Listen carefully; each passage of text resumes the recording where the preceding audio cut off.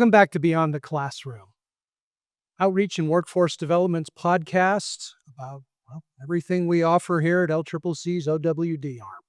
So today, I've got with me Lindsey Hanlon, the manager for adult education, and we're going to talk first about going back to school. Yeah, absolutely. So, Lindsey, can you help us understand what are some of the hesitations folks have when they first start thinking about going back to school? Yeah, for sure. So one thing that we hear a lot and breaks my heart is I'm not smart enough for school or it's too late for me. Both of those things are not true. Everyone is very well qualified to come to our programs. One other thing that we run into a lot is just people who've had really bad experiences with the education system. So people maybe had a teacher that was not supportive or had a subject that they really struggled in, and they have a lot of kind of fear and doubt still left over from those experiences. And they're afraid that if they go back to school, it's going to all come up again. So a lot of it is also just about letting them know we have this, very open, very kind program and staff. And we are able to help pretty much anyone at any level get to where they're trying to go. Fantastic. So you've only been enrolled a couple months now. Yes. So this may be a tough one for you, but I have a feeling somebody shared one with you if you don't have one of your own. Do you have any success stories of folks who struggled with things like that and then went through the program and were very thankful that they did? Yeah, absolutely. So I did have to phone a friend for this one because I've been here just a little bit. But my instructors told me some really fantastic stories, especially about students who started out in the correction system. So one thing that not as many people know is that we do provide services to individuals currently incarcerated. And so a lot of them, while they are incarcerated, can still work towards getting their high school equivalency and some of the other skills that they need. And so I got told a couple stories about people who started out in corrections, basically were convinced that that was where things were going to begin and end, that that was all that was ever going to be true for their lives. And they not only got out of the system, they took our classes, they got their equivalency, and now they own businesses or they even speak at our graduation. So there's a lot of stories about people who pretty much thought everything was over, and then our program helped them get back on track.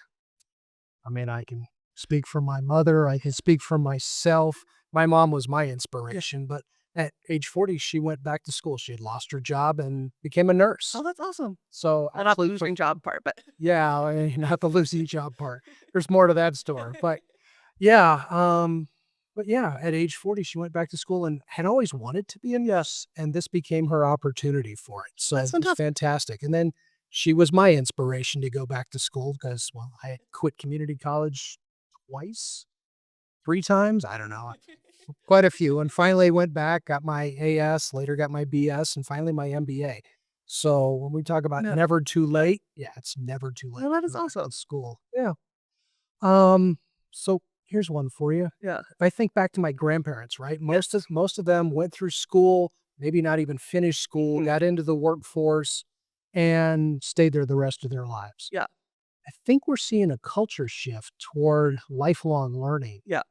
What do you think's driving that?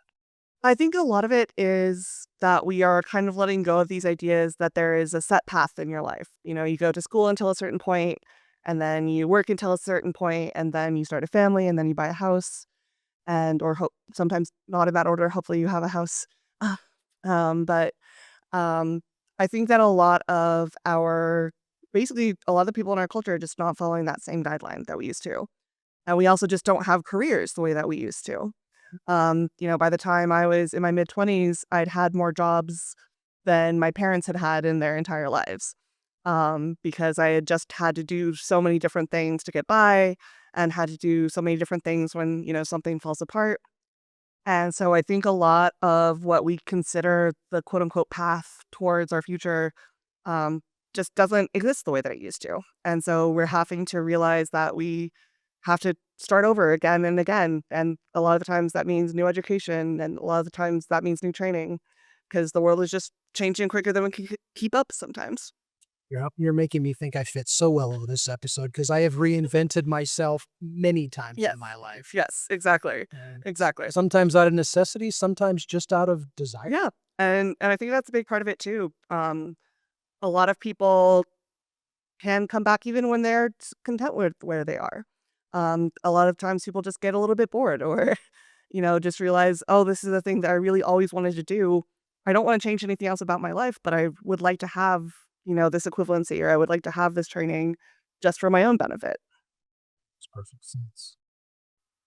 All right. So we've been talking about, well, you're never too old, right? hmm So what do you think are some of the misconceptions around people who think, well, I'm too old to go back to school? First, just that they think they're too old to go back to school. We have students from basically every age group. We have students who are still in high school or high school age and just are not working well in that system. We have students who are over 60.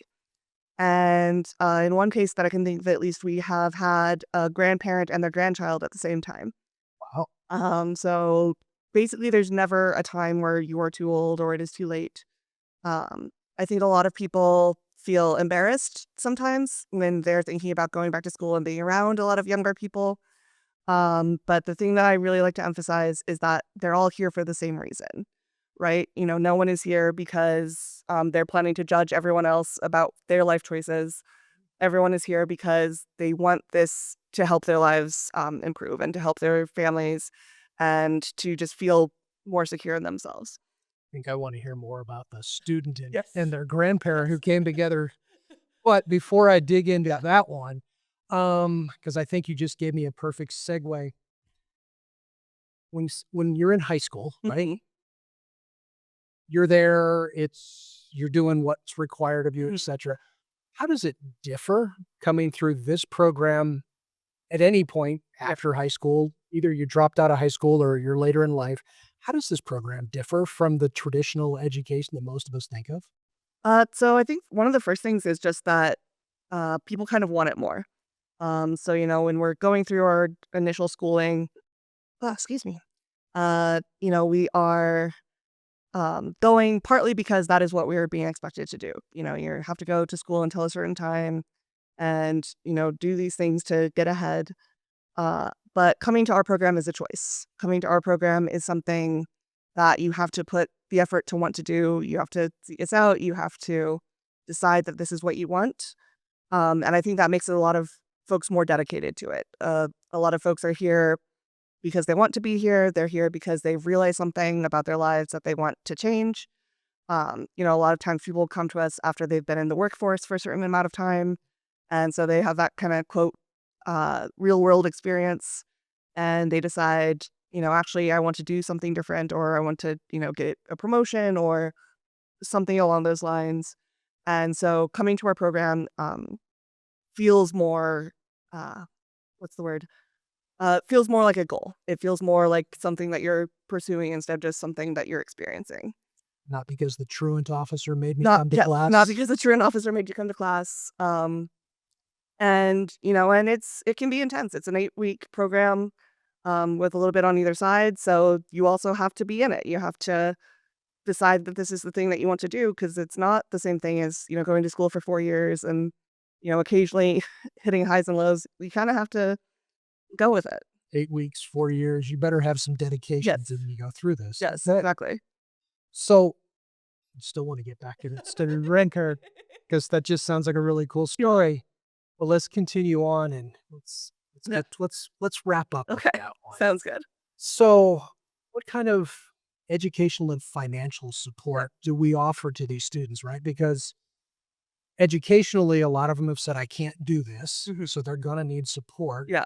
And financially, they've either been in the workforce or they finally decided that they need this in order to get into the workforce. So what kind of educational and financial support do we offer? Yeah, absolutely. So the first and really important part is our classes are free. So we do not charge for any of our actual program. There is a fee at the end with testing, but even then, we have community partners and we have scholarships that can also help cover those costs. Best prices ever. Yes, right. Free is my favorite price. Um, and so going through the program and taking the test can be completely cost free. We also have partnerships with uh, programs here at LCCC that we call IETs. that basically let us help pay for the next step training. So if someone is going through our program and then wants to be a CDL driver, uh, and they can get saying 5 million times. I'm sorry. Edit that out, please. I'm sorry. Relax. Take a breath. Yeah. Um, so we can help people get through other programs as well. So we can help financially get them other training. Academically, we have just a very supportive staff. We don't have the staff time for one-on-one tutoring, but we have open labs, we have extra time available, and we have some students who come through the program a couple of times. And there's no, prohibition against that. You don't have to have a one and done. Either you get through it this time or you never get to try ever again. So it's not 8 weeks and I'm out. So it's not 8 weeks and you're out. It is 8 weeks and let's see where things are at. And, we've had people try multiple times over multiple years. So it's never something where this is your only chance. That's fair. So let's say I've been out of school for, I don't know, 2 weeks, 10 years, 20 years, 30 years. Yes. How do I get into this program? So it is the same for everyone. So you just contact us. You can usually contact our amazing admin assistant, Leslie, lpixley, Pixley, at lccc.wy.edu. And she will get you on a list for our next open cohort. We usually run 2 cohorts per semester, so 2 in the fall and 2 in the spring. And so she can get you on the list for information to come out and registration and all that good stuff. Okay. Good.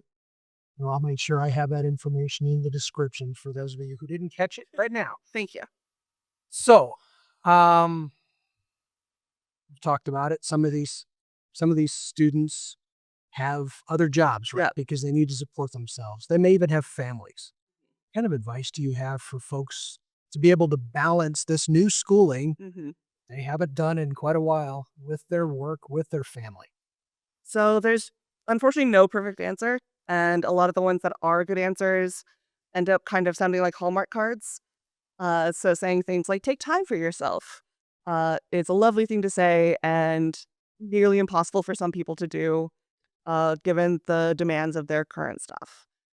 So the 2 things that I will say are to be gentle on yourself and to make sure you're utilizing resources. So again, we have students who have to do the program multiple times. That's nothing against you. That doesn't mean that you have done something wrong or that the world is ending. It just means it didn't work out this time. So come at it again. Come at it a different way. And the other part is resources. So there are podcasts, there are worksheets, there are websites, there are a lot of different things that can help you make sure you're continuing your learning, even if you're not in the classroom at the time. And so, doing something like I'm going to listen to this podcast while I empty the dishwasher can be a step towards making sure you're getting that information without having to give up other aspects of your life. So most people think of going back to school and getting their diploma, their certificate, whatever it may be. How else would you explain to somebody as personally rewarding? What kind of personal rewards would I get out of doing something like this? So I think there's a lot to be said for the camaraderie of going through a class like this. Again, you're experiencing a class with a lot of different types of people. It's a really good experience in terms of meeting people from other walks of life or other ages that you wouldn't necessarily hang out with. And there's a lot of just personal accomplishment. A lot of our students talk about just feeling so good after they finished our program. Another story that I've heard that I have not gotten to experience it myself yet is students who go to our graduation and then, are standing with their families afterwards. And so sometimes it's, with their children who have already graduated high school. And so they're getting to share in that experience with their children. They're getting to share in that sense of accomplishment and just the feeling that it gives you to have this under your belt and have this as an option, I think is really fantastic. Very cool. All right. So let's say we've got somebody listening, Yes. watching, whatever they may be doing, Hello. who they're on the fence. Yeah. How do you get them off the fence? Help them do it now, not wait 10 more years? Just do it. So the best time to do any of this is now. The best time to get this started and to see the effects it can have on your life is always now. I don't really believe in things like it's too late or, this can't happen for me. I believe in, well, it would have been cool to start yesterday, but I'm going to start today instead. And there's just no point in depriving yourself of the feeling that you're going to be able to get after going through this program. You owe it to yourself to give yourself as many options as possible and to give yourself as much leeway with your life as possible. And so you might as well start now. So I think I'm hearing, regardless of what kind of struggle this may be for you, right? Because you're going to have to balance your learning life workload, right? It's gonna happen. Yeah. So regardless of how difficult that is, there's a better future on the other side of it. Is that what I'm Yeah, hearing? absolutely. And there's never really going to be a better time. That we talk a lot about, oh, I'll wait to do this until XYZ settles down, or this happens or that happens. And there's always another thing. Our lives are never calm. Our lives are never uncomplicated. Our lives are never going to be, so smooth that you're like, aha, this is the ideal time to do this. There are no obstacles in my way. We're just never probably going to have that moment. And so the thing that we have to do is grasp opportunities despite those things. And we have to think about what is going to be on that other side. Yeah. Heard that, right? No matter how difficult it is, there's a better future waiting for you on the other side. So get all to Leslie, take the leap, get off the fence, do it. All right. Perfect. So I want to get back to that child and grandmother because I just think that's got to be a cool story. Yeah, I am sure it is. I unfortunately only know those basics right now. I didn't mean to tease you. Robbed. But so yeah, Sorry, she robbed us all. I did. I apologize. All right, you're going to come back and you're going to tell me. Yes. You're going to tell us about that Yes. story. Future episode, we'll have that story. There we go. Because I want to know because it sounds really cool. I mean, to me, that had to be really neat for both of them. Yeah. To not only go through maybe not as much to go through the classes, but to finish and walk and get your certificates together. That had to be the coolest thing. I can think back to a time where my daughter and her grandpa went and did a junior ranger program together. And they basically competed to see who could finish it first. And that is one of the coolest memories for all of us. So I can imagine that this just has to be on yet another level. Yeah. So yes, bring us that story Okay, back. I shall. All right. Well, that does it for this episode of Beyond the Classroom. Until next time, if you're on that fence, get off of it. Go finish your education. Never too late to go back to school if you want to reinvent yourself. Again, never too late to go back to school. And until then, don't forget to like and subscribe. Have a great day. Bye. I want tomorrow. I want tomorrow. I want tomorrow. I want tomorrow today.